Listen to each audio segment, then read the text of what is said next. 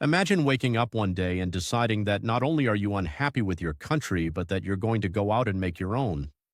Not just declare it on the internet, but actually act as if it exists on the world stage. Appoint ministers, create embassies, even issue passports. That's exactly what one man did. His name is Nithyananda, a controversial Indian spiritual leader, and the country he says he founded is called Kailasa. It's a name that, in his telling, refers to the legendary Mount Kailash in Tibet, regarded in Hinduism as the home of Lord Shiva. But in Nithyananda's world, Kailasa isn't just a mythical mountain, it's an actual nation, or at least he claims it is. So, who is Nithyananda and what led to the creation of Kailasa? Before he became the self-declared supreme pontiff of his own country, Nithyananda ran a sprawling spiritual organization in India. He attracted thousands of followers and also some fierce critics and legal trouble, including allegations of sexual assault and abduction.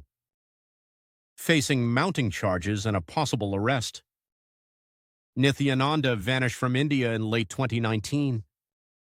Not long after, news broke that he had resurfaced, seemingly out of nowhere, as the leader of a new nation called the United States of Kailasa.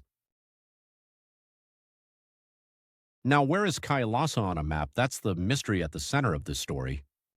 If you search for it in any world atlas, you won't find it.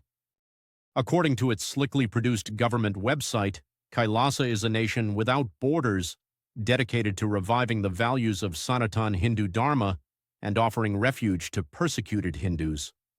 In press releases and emails, representatives have implied that Kailasa is established on a secluded island, purchased somewhere off the coast of Ecuador.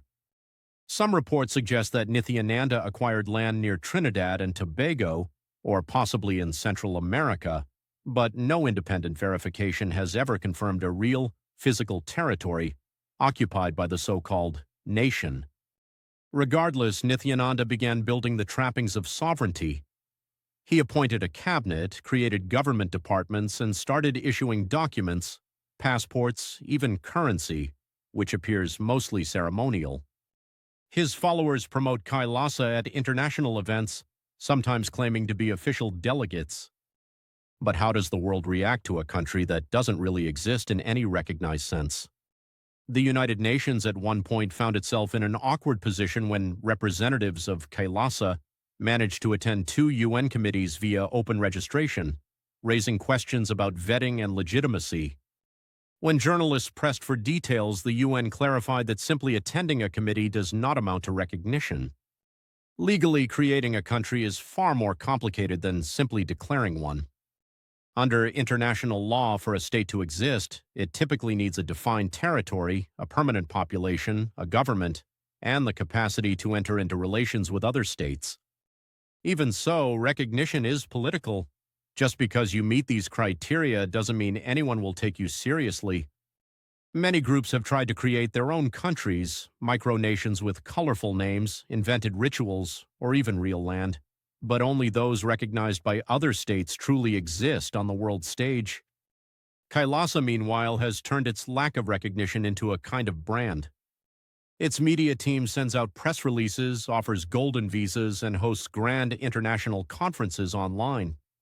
In February 2023, headlines circulated worldwide when public institutions, like a city in California and the mayor's office in Montreal, Canada, were caught off guard after accidentally issuing proclamations welcoming diplomatic delegations from Kailasa.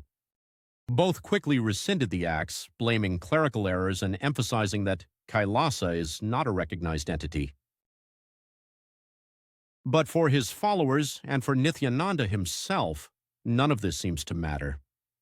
In frequent online addresses, he insists his nation is real, if not as a piece of land, then as an ideal home for the world's Hindus.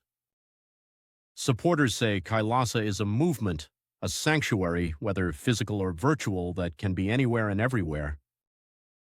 Critics, meanwhile, see it as a way for Nithyananda to evade justice and manipulate devotees. So where is Kailasa? It seems the only honest answer is that for now, Kailasa is everywhere and nowhere, a country of the mind, borders drawn in digital space, with its self-styled spiritual ruler presiding over a citizenry as undefined as its territory.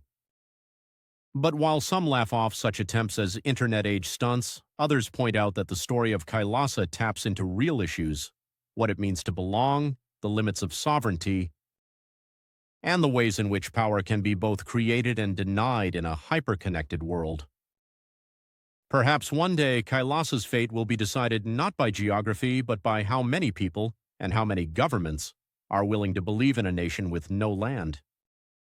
For now, Kailasa remains an enigma, a country that exists, if at all, somewhere between the web, the imagination, and the persistent ambitions of one extraordinary man.